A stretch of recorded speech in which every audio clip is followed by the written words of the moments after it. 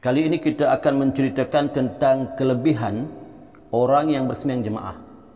Kelebihan orang yang bersembahyang jemaah di masjid dan apakah hukumnya orang yang bersembahyang jemaah di masjid.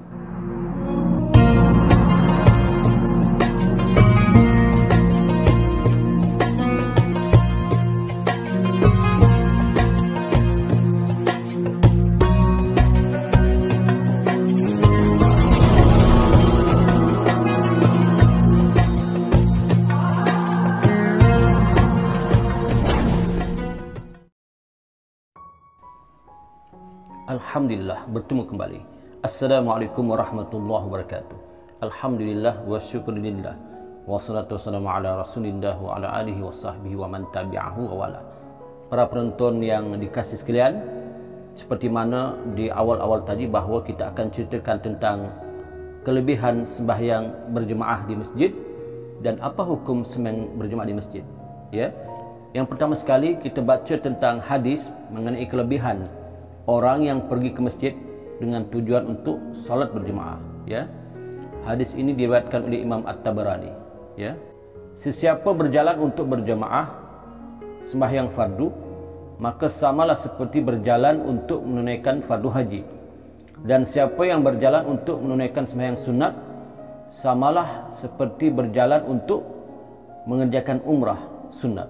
Subhanallah, ya. Ini di antara kelebihan orang yang pergi ke masjid, ya, untuk solat berjemaah, ya. Maka jika ia berjalan untuk menunaikan sembahyang fardu, maka ia akan mendapat seperti pahala orang menunaikan fardu haji. Jika ia datang ke masjid semata-mata untuk berjalan untuk menunaikan sembahyang sunat, maka dia dapat pahala seperti mengerjakan umrah. Subhanallah, ya. Itu di antara kelebihan sembahyang berjemaah di masjid. Kemudian, bilakah, ya, tarikh mula Nabi dan para sahabat solat berjemaah, ya. Nabi SAW mendirikan sembahyang secara berjemaah selepas berhijrah ke Madinah. Baginda tinggal di Mekah, ya. Nabi tinggal di Mekah ketika itu selama 13 tahun dalam keadaan sembahyang secara tidak berjemaah kerana para sahabat berada dalam keadaan ditekan, ya. Ketika itu para sahabat ditekan oleh orang-orang kafir Quraisy, ya. Rasulullah dan para sahabat ditekan oleh musuh-musuh Islam, iaitu di kalangan kafir Quraisy di Mekah. Maka ketika itu Nabi dan para sahabat tidak bersembahyang berjemaah untuk menyelamatkan iman, ya, supaya tidak diketahui. Ini peringkat awal, ya. Kemudian para sahabat hanya bersembahyang di rumah-rumah mereka ketika itu, ya. Apabila baginda berhijrah ke Madinah, apabila Nabi berhijrah ke Madinah dengan para sahabat, maka baginda mendirikan salat secara berjemaah dan baginda melakukannya secara berterusan, ya, yakni tidak meninggalkannya sehingga kewafatan Nabi Muhammad sallallahu alaihi wasallam, yang mana Nabi telah memerintahkan Sayyidina Abu Bakar As-Siddiq untuk menggantinya menjadi imam dalam salat. Jadi apakah hukum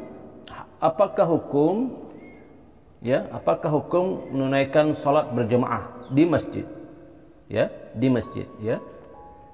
Pendapat yang sahih dan jumhur para ulama mengatakan hukum sembahyang berjemaah, ya, hukumnya adalah fardu kifayah, ya, fardu kifayah. Ini pendapat yang paling sahih, ya, pendapat yang paling sahih. Hukum mengerjakan sembahyang fardu, ya, 5 waktu di masjid adalah hukumnya fardu kifayah. Oleh itu kefarduan tersebut tidak akan terlepas daripada penduduk sesebuah kampung, ya, melainkan setelah ia didirikan dengan jelas. Maknanya fardu kifayah ini sekiranya, ya, sekiranya ada yang mengerjakannya, ya, di masjid itu, umpamalah berjemaah, ya. Berjemaah ini kita faham adalah sekurang-kurangnya 2 orang. 2 orang pun kira berjemaah, maka terlepaslah dosa orang-orang kampung itu. Sekiranya contohlah di kampung itu ada sebuah masjid dan ada kampung yang bernama sekian dan sekian, cuma imam dan Bilal sahaja yang solat berjemaah, ya, maka terlepaslah dosa-dosa orang-orang kampung itu terlepas, tuan-tuan, kerana syaratnya telah ada, iaitu fardu kifayah. Tetapi kalau masjid itu bila masuk waktu solat fardu, seperti masuknya waktu subuh, tidak ada orang yang mengerjakan solat subuh, imam pun tidak ada, imam telajak telajak tidur, Bilal pun sama juga, semalam pun telajak tidur, tidak ada orang yang solat berjemaah di masjid ketika subuh, maka seluruh penduduk kampung itu berdosa. Kerana apa? Kerana meninggalkan hukum fardu kifayah. Ini sama juga dengan orang yang meninggal dunia. Orang meninggal dunia, meninggal dunia, jenazahnya tidak ada yang menguruskannya. Tidak ada orang menguruskan jenazah ini, Maka semua penduduk kampung itu, qari'ah itu, ahlul balda itu, negeri atau kampung itu berdosa, berdosa. Sebab apa? Tidak ada orang yang menguruskan jenazah. Sedangkan menguruskan jenazah ini, daripada memandikan dia, mengkafankan dia, mensolatkan dan mengkebumikan, adalah hukumnya fardu kifayah, hukumnya fardu kifayah. Berlainan pula dengan solat berjemaah di masjid ketika masuknya waktu solat fardu Jumaat. Fardu Jumaat tidak sama dengan solat fardu 5 waktu yang lain di masjid. Fardu Jumaat hukumnya fardu ain. Solat fardu Jumaat hukumnya fardu ain. Fardu ain lebih tinggi daripada fardu kifayah. Fardu ain wajib kepada setiap individu muslim yang beriman, laki-laki, untuk solat Jumaat. Kita ulang lagi, fardu ain wajib solat berjemaah, solat Jumaat di masjid kepada kaum Adam, kaum laki-laki yang telah akhil balik, wajib. Adapun perempuan tidak diwajibkan untuk solat Jumaat, hanya kaum Adam saja, kaum bapa, kaum lelaki wajib. Tetapi hukum mengerjakan solat fardu berjemaah di masjid 5 waktu hukumnya fardu kifayah, Dalilnya Allah Subhanahu wa taala berfirman di dalam Al-Qur'an, A'udzu billahi minasy syaithanir rajim. Wa idza kunta fihim fa aqamta lahumus shalah faltakum ta'ifatun minhum ma'ak. Sadaqallahul azim. Maksudnya, dan apabila kamu berada di tengah-tengah mereka, yakni dari kalangan sahabatmu, lalu kamu hendak mendirikan sembahyang bersama-sama mereka, maka hendaklah segolongan dari mereka berdiri, yakni sembahyang bersamamu. Ayat ini adalah ayat yang berkenaan dengan sembahyang dalam keadaan takut sekiranya terdapat perintah supaya sembahyang secara berjamaah. Walaupun dalam keadaan takut, maka melakukannya dalam keadaan aman adalah lebih aula ataupun lebih utama. Kemudian dalam hadis Al-Bukhari, muka surat 618, dan juga hadis Muslim muka surat 650 meriwayatkan tentang salat berjemaah. Kata Nabi, qala Rasulullah sallallahu alaihi wasallam, salatul jam'ati afdalu min salatil fidhi bi 27 darajat. Maksudnya, sembahyang berjemaah melebihi sembahyang seorang diri dengan 27 derajat. Subhanallah. Sembahyang jemaah melebihi daripada sembahyang seorang diri dengan 27 derajat. Ini hadis, Kemudian hadis Abu Daud, muka surat 547, dan Ibnu Hibban muka surat 425 mensahihkannya, dan selainnya juga meriwayatkan bahawa Nabi sallallahu alaihi wasallam bersabda lagi, maksudnya 3 orang yang berada dalam sesuatu kampung atau pedalaman yang tidak didirikan jemaah di kalangan mereka, maka syaitan akan menguasai mereka. Oleh itu hendaklah kamu bersama jemaah sesungguhnya serigala itu hanya akan memakan kambing yang terpencil. Ini hadis ni. Artinya kalau di kampung itu tidak ada orang yang mendirikan sembahyang jemaah, maka syaitan akan menguasai mereka. Memang benar tuan-tuan. Ya, memang benar.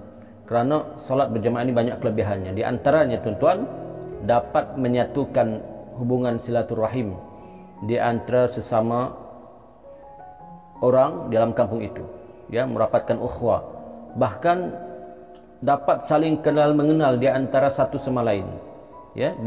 Bila kita solat berjemaah, maka kita kenal orang itu, ya. Inilah kelebihan. Jadi kalau kita tidak solat berjemaah di kampung itu, tidak ada orang yang solat berjemaah, maka kampung itu akan dikuasai oleh syaitan. Maka akhirnya akan berlaku pergaduhan, perselisihan paham, ya. Mungkin akan berlaku kes kecurian kerana tidak kenal mengenal. Bahkan yang paling dahsyat akan berlaku pembunuhan, pergaduhan yang dahsyat. Nauzubillah min zalik. Salah satu hikmah kita solat berjamaah di masjid adalah kita dapat saling kenal mengenal di antara satu sama lain, ya. Dapat merapatkan ukhuwah, ya, silaturahim di antara satu sama lain, dan mungkin akan terjalin perhubungan yang lebih erat, ya, di dalam urusan dunia ataupun urusan akhirat. Ini di antaranya hikmahnya, ya. Kemudian beberapa kauzuran kata ulama yang dibenarkan oleh syarak, ya, yang memaafkan kita datang sembahyang ke masjid, ya, kata ulama, yaitu kauzuran untuk tidak melakukan sembahyang secara berjemaah yang dibenarkan oleh syarak itu terbahagi kepada dua bahagian, ya. Kauzuran untuk tidak melakukan sembahyang secara berjemaah yang dibenarkan oleh syarak, oleh agama Islam ini terbahagi pada dua bahagian. Yang pertama kauzuran umum, yang kedua kauzuran khusus. Apakah itu kauzuran umum? Kauzuran umum seperti hujan umum, hujan, berlaku hujan yang lebat, ya, menyebabkan banjir, ya. Hujan lebat turun terus dan turun tidak berhenti, lebat pula tu, hujan turun tak berhenti mengakibatkan banjir. Maka kata ulama itu adalah kauzuran yang dibenarkan syarak, ya. Tak dapat lagi datang ke masjid, ya, kerana banjir, ya. Ataupun angin kuat, berlakunya ribut petir yang dahsyat, puting beliung dan sebagainya, sama ada waktu malam ataupun waktu siang, menyebabkan jalan pun jadi kotor, berlumpur, becak dan sebagainya, ya. Kemudian apakah itu kauzuran khusus, ya? Kauzuran khusus ini ialah seperti sakit, ya, yang tak dapat kita untuk bergerak, ya, seperti sakit yang teruk lah, ya, kaki patah umpamanya, ya, tak boleh berjalan langsung, sakitlah, badan memang sakit, ya, nak bangun pun, nak bangkit daripada tidur pun kena angkat, ya. Kemudian satu lagi kauzuran khusus yang menghalang kita supaya tidak perlu ke masjid adalah keadaan yang terlalu lapar dan dahaga, sangat lapar, mengalahkan orang yang berpuasa lah, lapar sangat sampai nak bangun pun tidak ada tenaga lah tuan-tuan, merangkak pun susah. Ini pun tidaklah dia dibenarkan, ataupun inilah sebagai asbab kauzurannya supaya tidak datang ke masjid untuk solat berjemaah. Ini banyak berlaku tuan-tuan di negara-negara yang kekurangan makanan dan minuman seperti Afrika, ya, kurus kering hingga makan rumput. Maka mereka ini dimaafkanlah, ya, dimaafkan untuk datang ke masjid, ya, untuk solat berjemaah. Kemudian ataupun orang itu merasa takut datang ke masjid kerana ada orang yang ingin melakukan kezaliman kepadanya. Ada orang itu telah mengintainya, ingin melakukan kezaliman seperti ingin memukulnya atau ingin membunuhnya. Wallahu alam, mungkin ada sebab-sebab tertentu menyebabkan dia sukar nak keluar dari rumah. Keluar dari rumah diintai. Ataupun orang yang berhutang, ya, orang yang berhutang dan tukang yang memberi hutang telah datang menagihnya. Dah sekian lama berjanji tapi tak bayar karena masalah kewangan, tidak ada duit, tidak ada wang, tidak ada ongkosnya untuk membayar hutang itu. Maka si pemberi hutang telah mengintainya, telah memerhatikannya. Kalau dia keluar dari rumah, pasti dia akan dicari oleh orang yang memberi hutang. Menyebabkan dia takut nak keluar rumah, sedangkan di hatinya ingin datang ke masjid. Maka kata ulama, ini adalah semua keadaan ini adalah dianggap sebagai keuzuran syarak yang diizinkan kepada orang itu, ya, supaya tidak menghadiri sembahyang fardu secara berjemaah di masjid, ya. Tapi di rumah sembahyanglah dengan anak dan isteri kalau dah berkahwin, atau bolehlah sembahyang dengan keluarga berjemaah, ya. Tetapi ini adalah keuzuran-keuzuran yang dianggap oleh syarak sebagai keuzuran yang diizinkan kepadanya untuk tidak datang sembahyang berjemaah ke masjid, ya. Wallahu alam. Dan cukup setakat itu tentang apakah kelebihan orang yang bersembahyang berjemaah di masjid dan apakah hukum berjemaah di masjid, ya. InsyaAllah kita bertemu di siri-siri yang akan datang. Yang benar itu tentulah datang daripada Allah Subhanahu Wa Taala, yang salah dan silap tentulah datang daripada kelemahan hawa nafsu sendiri. Ampun dan maaf. Assalamualaikum warahmatullahi wabarakatuh. Bertemu lagi.